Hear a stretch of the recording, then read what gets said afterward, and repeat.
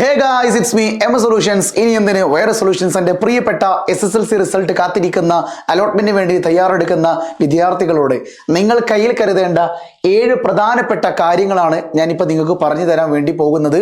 ഇതുണ്ടെങ്കിലേ കാര്യങ്ങൾ ഇനി മുന്നോട്ടേക്ക് സ്മൂത്ത് ആയി നടക്കുള്ളൂ, അല്ലെങ്കിൽ അപ്ലൈ ചെയ്യാൻ വേണ്ട രേഖകൾ എന്നും വേണമെങ്കിൽ പറയാട്ടോ. ഓക്കെ, അപ്പോൾ തീർച്ചയായിട്ടും ഇത്തരം വിദ്യാഭ്യാസപരമായ വാർത്തകൾക്കും ഇൻഫോർമേറ്റീവ് വീഡിയോകൾക്കും ഈ ചാനൽ സബ്സ്ക്രൈബ് ചെയ്യാൻ മറക്കല്ലേ. അതോടൊപ്പം തന്നെ മറ്റുള്ള വിദ്യാർത്ഥികളിലേക്ക് ഷെയർ ചെയ്യുവാനും മറക്കല്ലേ. സോ ഡിയർ സ്റ്റുഡൻസ്, നിങ്ങളിപ്പോൾ കാണുന്നത് MS Solution +1+2 എന്ന് പറയുന്ന യൂട്യൂബ് ചാനലാണ്.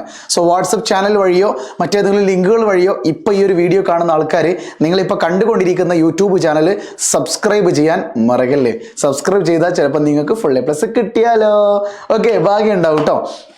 സോ ആയിക്കോട്ടെ, തീർച്ചയായിട്ടും അലോട്ട്മെന്റിന് വേണ്ട പ്രധാനപ്പെട്ട രേഖകളും പ്രധാനപ്പെട്ട കാര്യങ്ങളെക്കുറിച്ചും പ്രധാനപ്പെട്ട പോയിന്റുകളുമാണ് ഈ ഒരു വീഡിയോയിലൂടെ നിങ്ങൾക്ക് തരാൻ വേണ്ടി പോകുന്നത് കേട്ടോ. പ്രത്യേകം പറയുന്നു, നിങ്ങൾക്ക് സയൻസ് ബാച്ചിൽ ജോയിൻ ചെയ്യാൻ, ഓൺലൈനിൽ ജോയിൻ ചെയ്യാൻ താല്പര്യം ഉണ്ടെങ്കിൽ ഇതാ താഴെ പോകുന്ന മൊബൈൽ നമ്പറിലേക്ക് വാട്സപ്പ് ചെയ്യാൻ മറക്കല്ലേ. സോ പ്രത്യേകം ശ്രദ്ധിച്ചോളൂ. ആദ്യം നമ്മുടെ കയ്യിൽ ഉണ്ടായിരിക്കേണ്ടത്, റിസൾട്ട് വന്നു കഴിഞ്ഞു, അലോട്ട്മെന്റിന് നിങ്ങൾ അപ്ലൈ ചെയ്യാൻ വേണ്ടി ഇരിക്കുകയാണ്. എന്തൊക്കെയാണ് നിങ്ങൾ കരുതേണ്ടത്? ആദ്യം വേണ്ടത് അത് രജിസ്റ്റർ നമ്പറാണ്. എന്താണ് വേണ്ടത്? നിങ്ങളുടെ SSLCയുടെ രജിസ്റ്റർ നമ്പർ നിങ്ങളുടെ കൈകളിൽ ഉണ്ടായിരിക്കണം. മറന്നൊന്നും പോയില്ലല്ലോ. എടാ, ഹോൾ ടിക്കറ്റിലും നമ്പർ ഇല്ലേ? എൻ്റെ നമ്പർ എന്ന് പറഞ്ഞു കഴിഞ്ഞാൽ 2000 എത്ര എനിക്ക് ഓർമ്മല്ല, 205004. എന്താ മോന 205004 എഴുതാൻ അറിയില്ല ഷുയിബെ? യെസ്, 205004 ഇതായിരുന്നു എൻ്റെ SSLCയുടെ രജിസ്റ്റർ നമ്പർ എന്ന് പറയുന്നത് കേട്ടോ. സോ ഇതുണ്ടെങ്കിൽ നമുക്ക് അപ്ലൈ ചെയ്യാൻ കഴിയുള്ളൂ. അതിനുശേഷം നമ്മുടെ കയ്യിലുണ്ടായിരിക്കേണ്ടത് SSLC സർട്ടിഫിക്കറ്റ് ആണ്. പക്ഷേ SSLC സർട്ടിഫിക്കറ്റിൻ്റെ ആവശ്യം വരുന്നില്ല. അപ്ലൈ ചെയ്യുന്ന സമയത്ത് ഈ ഒരു രജിസ്റ്റർ നമ്പർ അപ്ലൈ ചെയ്യുമ്പോൾ തന്നെ, മീൻസ് ടൈപ്പ് ചെയ്യുമ്പോൾ തന്നെ ഓട്ടോമാറ്റിക്കലി നിങ്ങളുടെ റിസൾട്ട് അവിടെ കാണിക്കുന്നതാണ്. സോ ഈ ഒരു സംഗതി നിങ്ങൾക്ക് തൽക്കാലം അപ്ലൈ ചെയ്യാൻ വേണ്ടി ആവശ്യമില്ല. അതായത് SSLC സർട്ടിഫിക്കറ്റ് നിങ്ങൾക്ക് ഓൺലൈൻ വഴി അലോട്ട്മെന്റിന് അപ്ലൈ ചെയ്യാൻ ആവശ്യമില്ല. മനസ്സിലായോ പറയുന്നത്? പിന്നെ എന്താണ് സാർ SSLC കഴിഞ്ഞിട്ട് അലോട്ട്മെന്റിന്? എടാ, ഈ ഒരു രജിസ്റ്റർ നമ്പർ നമ്മൾ രജിസ്റ്റർ നമ്പറിന്റെ കോളത്തിൽ കൊടുക്കുമ്പം തന്നെ നിങ്ങൾ തൊട്ടപ്പുറത്ത് ഇയർ 2023-24 ആണ് ഇയർ വരിക. ആ ഇയർ കൊടുത്തു കഴിഞ്ഞ്, ഈ രജിസ്റ്റർ നമ്പർ കൊടുത്തു കഴിഞ്ഞ് ഡേറ്റ് ഓഫ് ബർത്ത് കൊടുത്തു കഴിഞ്ഞാൽ തീർച്ചയായിട്ടും നിങ്ങൾക്ക് എന്ത് കിട്ടും? നിങ്ങളുടെ റിസൾട്ട് അവിടെ ഓട്ടോമാറ്റിക്കലി സൈറ്റിൽ വരുന്നത് കാണാൻ പറ്റും കേട്ടോ. സോ നിങ്ങൾ പ്രത്യേകം എന്ത് ചെയ്യേണ്ട, SSLC സർട്ടിഫിക്കറ്റ് ആവശ്യമില്ല അലോട്ട്മെന്റിന് അപ്ലൈ ചെയ്യാൻ വേണ്ടിയിട്ട്. പിന്നെ ഇത് എപ്പോഴാണ് ആവശ്യമുള്ളത്? നിങ്ങളൊരു സ്കൂളിൽ ജോയിൻ ചെയ്യാൻ ചെല്ലുമ്പോഴാണ് നിങ്ങളുടെ കൈകളിൽ എന്തുണ്ടാവേണ്ടത്?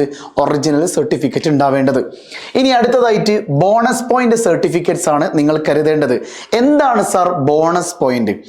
ബോണസ് പോയിന്റ് എന്ന് പറഞ്ഞു കഴിഞ്ഞാൽ, ഫോർ എക്സാമ്പിൾ, ഒരു സ്കൂള് തൊട്ടടുത്ത് നമ്മുടെ MS സൊല്യൂഷൻസിൻ്റെ ഇൻ്റഗ്രേറ്റഡ് സ്കൂളിൽ പഠിക്കുന്ന ഒരു കുട്ടിയാണ് കുട്ടിയോ, +1+2 പഠിക്കുന്ന ഒരു കുട്ടിയുണ്ട്, വേറൊരു കുട്ടിയുണ്ട്. ഓക്കെ, ഈ 2 കുട്ടികളും കൊടുവള്ളിയിലാണ് വീടുള്ളത്. ഈ 2 കുട്ടികളും പഠിച്ചത് ഒരേ സ്കൂളിലാണ്. ഇവർക്ക് 2 പേർക്കും ഫുൾ A+ ആണ്. 2 പേരും അപ്ലൈ ചെയ്തത് ഒരേ സ്കൂളിലാണ് പഠിക്കാൻ വേണ്ടിയിട്ട്. +1 പഠിക്കാൻ വേണ്ടി അപ്ലൈ ചെയ്തത് ഒരേ സ്കൂളിലാണെന്ന് കൂട്ടുക. അപ്പോൾ ഗവൺമെൻറ് ഇതിൽ ആർക്കാണ് എന്ത് കൊടുക്കുന്നത്? സീറ്റ് കൊടുക്കുന്നത്. ഇതിൽ ഒരു കുട്ടിക്ക് എന്തുണ്ടെന്നറിയോ? ബോണസ് ആയിട്ടുള്ള എന്തെങ്കിലും ഒരു സർട്ടിഫിക്കറ്റ് കയ്യിലുണ്ട്. ബോണസ് പോയിന്റിന് അംഗീകൃതമായിട്ടുള്ള ഒരു സർട്ടിഫിക്കറ്റ്. അതിപ്പോൾ പണ്ടൊക്കെ സ്വിമ്മിങ് സർട്ടിഫിക്കറ്റ്, ഒരു കൊല്ലം മുമ്പേ സ്വിമ്മിങ് സർട്ടിഫിക്കറ്റിന് 2 ബോണസ് പോയിന്റ് ഉണ്ടായിരുന്നു. സോ ഇതിലൊരു കുട്ടിക്ക് സ്വിമ്മിങ് ഉണ്ടെന്ന് കൂട്ടിക്കോ, അങ്ങനെയാണെങ്കിൽ ആ കുട്ടിക്ക് സീറ്റ് കിട്ടും. അപ്പോൾ അതാണ് കാര്യം കേട്ടോ. ബോണസ് പോയിന്റ് എന്ന് പറഞ്ഞാൽ 10 ബോണസ് വരെ നിങ്ങൾക്ക് എന്ത് ചെയ്യാൻ പറ്റും? അലോട്ട്മെന്റിന് വേണ്ടിയിട്ട് ശേഖരിച്ചു വെക്കാൻ പറ്റും. പക്ഷേ കഴിഞ്ഞ വർഷം നീന്തൽ സർട്ടിഫിക്കറ്റിന് വാല്യൂ ഇല്ലായിരുന്നു. ഈ വർഷം ഉണ്ടോ ഇല്ലേ എന്നറിയില്ല. അതുപോലെ കഴിഞ്ഞ വർഷം ഗ്രേസ് മാർക്ക് ഉള്ള കുട്ടികൾക്ക് ബോണസ് പോയിന്റ് ഉണ്ടായിരുന്നു. ഈ വർഷം അത് ഉണ്ടാവില്ല എന്ന് ഓൾറെഡി നിയമം വന്നിട്ടുണ്ട്. സോ ബോണസ് പോയിന്റുമായി ബന്ധപ്പെട്ട രേഖകൾ, നിങ്ങൾക്ക് ഏതൊക്കെയാണ് ബോണസ് കിട്ടുക എന്നുള്ള രേഖകൾ ഈ വർഷം ഏതാണെന്ന് അറിയണമെങ്കിൽ അലോട്ട്മെന്റിന് തൊട്ട് മുന്നേ SSLC റിസൾട്ടിന് ശേഷം ഒരു സർക്കുലർ വരാനുണ്ട്. ആ സർക്കുലറിന്റെ പേരാണ് പ്രോസ്പെക്ടസ്. ഓക്കെ, എന്താ പറയുക? പ്രോസ്പെക്ടസ്. ആ പ്രോസ്പെക്ടസ് എന്ന് പറയുന്ന സർക്കുലർ വന്നെങ്കിൽ മാത്രമേ ഏതൊക്കെയാണ് നിങ്ങൾക്ക് ബോണസ് കിട്ടുന്നത് എന്ന് പറയാൻ പറ്റുള്ളൂ.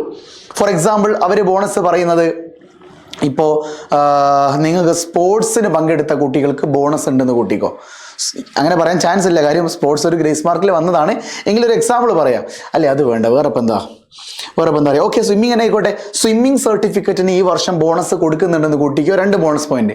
അങ്ങനെയാണെങ്കിൽ എന്ത് ചെയ്യുക, പഞ്ചായത്ത് ചെന്നിട്ട് സ്വിമ്മിങ് സർട്ടിഫിക്കറ്റ് ഉണ്ടാക്കി വെച്ച് കഴിഞ്ഞാൽ എന്ത് കിട്ടി, നിങ്ങൾക്ക് 2 ബോണസ് പോയിന്റ് കിട്ടി. അത്രേ ഉള്ളൂ പരിപാടി. അത് വന്ന് അപ്പോൾ പ്രോസ്പെക്ടസ് വന്നു കഴിഞ്ഞാൽ ഏതൊക്കെയാണ് ബോണസ് പോയിന്റ് എന്ന് പറയാൻ കഴിയുള്ളൂ.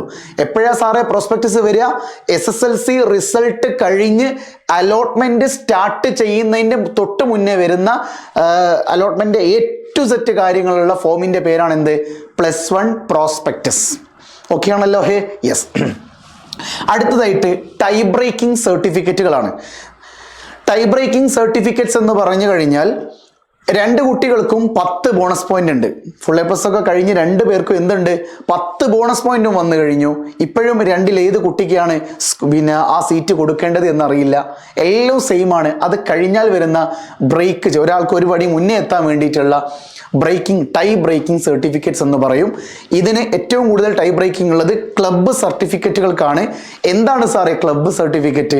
Science club, maths club, social science club, ഇങ്ങനെ വിവിധ തരം ക്ലബ് സർട്ടിഫിക്കറ്റുകൾ ഉണ്ട്. നിങ്ങളുടെ സ്കൂളുകളിൽ നിന്നാണ് അത് കിട്ടേണ്ടത്. ആ ക്ലബ് സർട്ടിഫിക്കറ്റിൽ ഏതെങ്കിലും 3 എണ്ണത്തിൽ എന്ത് ചെയ്താൽ മതി, നിങ്ങൾക്ക് കരുതി വെച്ചാൽ മതി. അപ്പോൾ സാർ ഞാൻ എന്താ ചെയ്യേണ്ടത്, സ്കൂളിൽ പോയിട്ട് വാങ്ങണോ? ഇപ്പോൾ ഒന്നും ചെയ്യേണ്ട. നിങ്ങളുടെ റിസൾട്ട് വന്നു കഴിഞ്ഞിട്ട് നിങ്ങളുടെ സ്കൂളിൽ നിന്നുള്ള ഗ്രൂപ്പിൽ മെസ്സേജ് വരും, മക്കളെ ക്ലബ്ബ് സർട്ടിഫിക്കറ്റ് സ്കൂളിൽ നിന്ന് കൊടുക്കുന്നുണ്ട്, വന്നോളിട്ടോ ചെറുപ്പക്കാരി എന്ന് പറയും. ആ ദിവസം ആ സ്കൂളിലേക്ക് അങ്ങോട്ട് ചെന്നാൽ മതി. അതെല്ലാവർക്കും കിട്ടും കേട്ടോ. പിന്നെ കഴിഞ്ഞ കൊല്ലമൊക്കെ JRCയിൽ പങ്കെടുത്ത കുട്ടികൾക്ക് എന്ത് കൊടുത്തിട്ടുണ്ടെന്ന് അറിയോ? ടൈ ബ്രേക്കിംഗ് കൊടുത്തിട്ടുണ്ട്. അപ്പോൾ ടൈ ബ്രേക്കിംഗ് JRC കുട്ടികൾക്ക് കഴിഞ്ഞ വർഷം വരെ കൊടുത്തിട്ടുണ്ട്. ഈ വർഷം ഗ്രേസ് മാർക്കിന് അർഹതപ്പെട്ട 10 മാർക്ക് എന്ത് ചെയ്യുന്നുണ്ട്, JRC കുട്ടികൾക്കും കൊടുക്കുന്നുണ്ട്. ഏറ്റവും മിനിമം ഗ്രേസ് മാർക്ക് കിട്ടുന്നത് JRC ജൂനിയർ റെഡ് ക്രോസിൽ പങ്കെടുക്കുന്ന കുട്ടികൾക്കാണ്. പക്ഷെ അവർക്ക് ഗ്രേസ് മാർക്ക് ഉണ്ടായിരുന്നിട്ടും എന്ത് കിട്ടിയിട്ടുണ്ട്, ടൈ ബ്രേക്കിംഗ് കിട്ടിയിട്ടുണ്ട്. പക്ഷേ ഈ വർഷം എങ്ങനെയാണെന്ന് പറയാൻ കഴിയില്ല. അതുകൊണ്ട് ഇത്തരം കാര്യങ്ങളൊക്കെ നമുക്ക് +1ന്റെ പ്രോസ്പെക്ടസ് വന്നെങ്കിൽ മാത്രമേ പറയാൻ കഴിയുള്ളൂ കേട്ടോ. അത് കഴിഞ്ഞാലുള്ള സർട്ടിഫിക്കറ്റ് ആധാർ കാർഡ് എല്ലാവരുടെ കയ്യിലുണ്ടല്ലോ. ആധാർ കാർഡിൻ്റെ ഒരു ഫോട്ടോസ്റ്റാറ്റ് കയ്യിൽ വെക്കുക. അതിൻ്റെ ആവശ്യമില്ല, ആധാർ കാർഡിൻ്റെ നമ്പർ മാത്രം ആഡ് ചെയ്താൽ മതി, വേറെ ഒന്നും വേണ്ട കേട്ടോ. ആധാർ കാർഡ് ഫോട്ടോസ്റ്റാറ്റ് എടുത്ത് നിങ്ങൾ കയ്യിൽ വെച്ചോളി. എൻ്റെ അമ്മയൊക്കെ 10ാം ക്ലാസ് കഴിഞ്ഞ് +1 കൊടുക്കുമ്പോൾ ആധാർ കാർഡൊക്കെ 20 കോപ്പി, SSLC റിസൾട്ട് വന്നപ്പോൾ അതിൻ്റെ ഒരു 10 കോപ്പി ഇങ്ങനെ എടുത്ത് വെച്ചിട്ടുണ്ട്. ഇപ്പം എന്തിൻ്റെ ആവശ്യമില്ല, ആധാർ കാർഡിൻ്റെ ഫോട്ടോ കോപ്പി നിലവിൽ ആവശ്യമില്ല. നിങ്ങൾ അപ്ലൈ ചെയ്യാൻ എന്ത് മതി, ആധാർ കാർഡിൻ്റെ നമ്പർ മാത്രം മതി. ഓക്കെ, ഇനി അടുത്തതായിട്ട് 6ാമത് വരുന്നത് ഏറ്റവും കൂടുതൽ കേരളത്തിലെ രക്ഷിതാക്കൾക്കുള്ള സംശയമാണ്.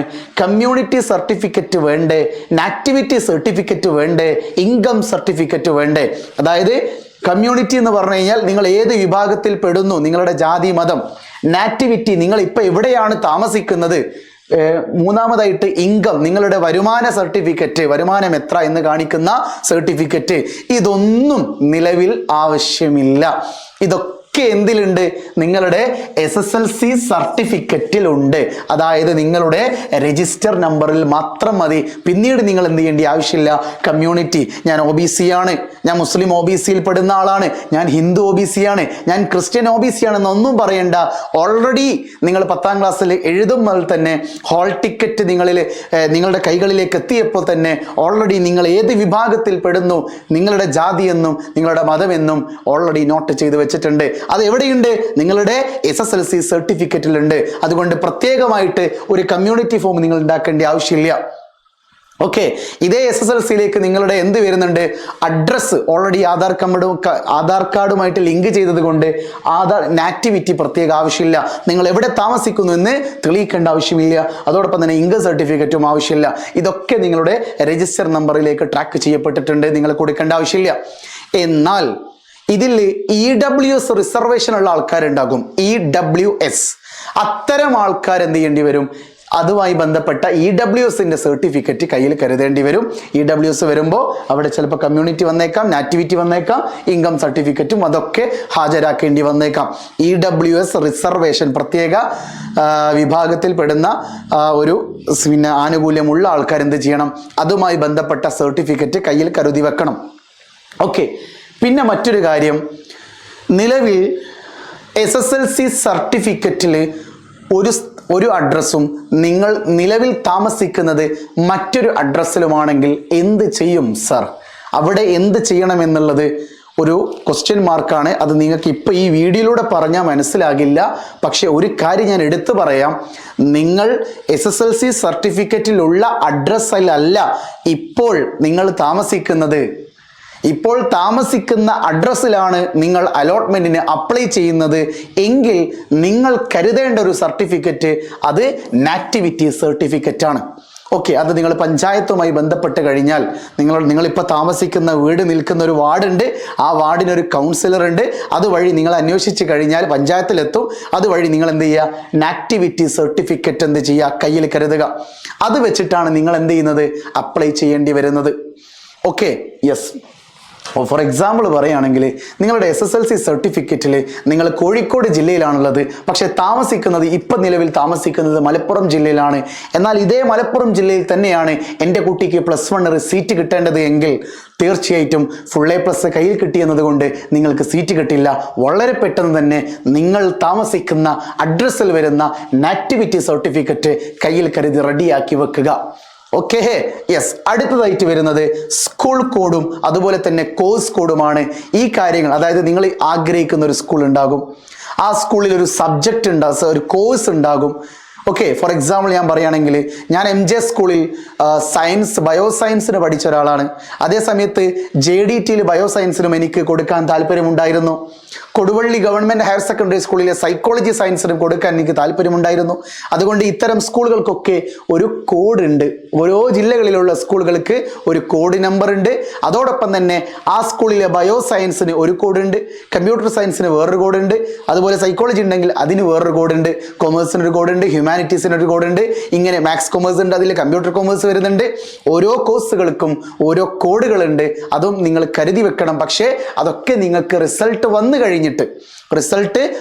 കഴിഞ്ഞിട്ട് അലോട്ട്മെന്റിന്റെ പ്രോസ്പെക്ടസ് വരുമ്പോൾ അക്ഷയ സെന്ററുകളിൽ നിന്നും ജനസേവന കേന്ദ്രങ്ങളിൽ നിന്നും നിങ്ങൾക്ക് ഓൺലൈൻ ത്രൂ ഒക്കെ ഡൗൺലോഡ് ചെയ്ത് കഴിഞ്ഞാൽ നിങ്ങൾക്ക് ആ കോഡ് കിട്ടും. ഒന്നും വേണ്ട, MS സൊല്യൂഷൻസിൻ്റെ ചാനൽ ഫോളോ ചെയ്താൽ മതി. 14 ജില്ലകളിലെയും സ്കൂളുകളുടെ കോഡുകളും അതിൻ്റെ കോഴ്സിൻ്റെ കോഡുകളും അടങ്ങിയ PDF ഞാൻ ആ സമയത്ത് നിങ്ങൾക്ക് റിവീൽ ചെയ്ത് തരും കേട്ടോ. Okay, yes. ഇത്രയും കാര്യങ്ങളാണ് നിങ്ങൾ കരുതേണ്ടത്. എന്തൊക്കെ മനസ്സിലായി എന്ന് എനിക്കറിയില്ല, പക്ഷെ മനസ്സിലാക്കി വെച്ചോളിൻ. ഇതൊക്കെ SSLCയുടെ റിസൾട്ട് വന്നു കഴിഞ്ഞിട്ട് +1 അലോട്ട്മെന്റിന് വേണ്ടിയിട്ട് നിങ്ങളൊരു കമ്പ്യൂട്ടറിലൂടെ ടൈപ്പ് ചെയ്ത് വെക്കാൻ നിങ്ങളുടെ കയ്യിൽ കരുതേണ്ട, അല്ലെങ്കിൽ അപ്ലൈ ചെയ്യേണ്ട, അലോട്ട്മെന്റിന് വേണ്ടി അപ്ലൈ ചെയ്യുന്നതിന് വേണ്ടി കയ്യിൽ കരുതേണ്ട പ്രധാനപ്പെട്ട 7 കാര്യങ്ങളാണിത്. ഓക്കെ, ഇനി ഇത് കഴിഞ്ഞിട്ട് നിങ്ങൾക്കൊരു സ്കൂളിൽ സീറ്റ് കിട്ടി, അങ്ങനെയാണെങ്കിൽ നിങ്ങൾ ആ സ്കൂളിലേക്ക് ചെല്ലണ്ടേ? എൻ്റെ സീറ്റ് ഞാൻ അഡ്മിഷൻ എടുക്കാൻ വന്നതാണെന്ന് പറഞ്ഞിട്ട്. ആ സമയത്ത് നിങ്ങൾ കരുതേണ്ട വേറെ സർട്ടിഫിക്കറ്റുകളുണ്ട്. അത് ഞാൻ പിന്നീട് മറ്റൊരു വീഡിയോയിലൂടെ ആ ഒരു സമയത്ത് പറയാം. ഇപ്പം നിങ്ങൾ അപ്ലൈ ചെയ്യാൻ ഇതൊക്കെ ഒന്ന് എന്ത് ചെയ്യുക, നോട്ട് ചെയ്ത് വെക്കുക എന്ന് മാത്രം. സോ തീർച്ചയായിട്ടും വീഡിയോ ഉപകാരപ്രദമായിട്ടുണ്ടെങ്കിൽ പൂർണ്ണമായിട്ടും നിങ്ങളുടെ കൂടെ പഠിക്കുന്ന വിദ്യാർത്ഥികൾക്ക് ഈ ഒരു മെസ്സേജ് കൈമാറാൻ മറക്കല്ലേ, ഷെയർ ചെയ്യാൻ മറക്കല്ലേ. ഇതോടൊപ്പം തന്നെ ഈ ഒരു YouTube channel MS സൊല്യൂഷൻ്റെ +1+ YouTube channel subscribe ചെയ്യാനും മറക്കല്ലേ. റെഡിയാണല്ലോ ഹേ? സോ വീണ്ടും കാണാം. മറക്കണ്ട, +1ൻ്റെ MS സൊല്യൂഷൻസിൻ്റെ സയൻസ് ക്ലാസ്സിൽ ഓൺലൈൻ ആയിട്ടോ അല്ലെങ്കിൽ ഓഫ്ലൈൻ ആയിട്ടോ, അതുമല്ലെങ്കിൽ ഇൻ്റഗ്രേറ്റഡ് സ്കൂളിൽ എൻ്റെ കൂടെ 2 വർഷം പഠിക്കാനോ താല്പര്യമുണ്ടെങ്കിൽ തീർച്ചയായിട്ടും ഇപ്പോൾ നിങ്ങളുടെ അടിയിൽ കൂടി സ്ക്രോൾ ചെയ്ത് പോകുന്ന മൊബൈൽ നമ്പറിലേക്ക് ഒന്ന് വാട്സപ്പ് ചെയ്യാൻ മറക്കല്ല കേട്ടോ.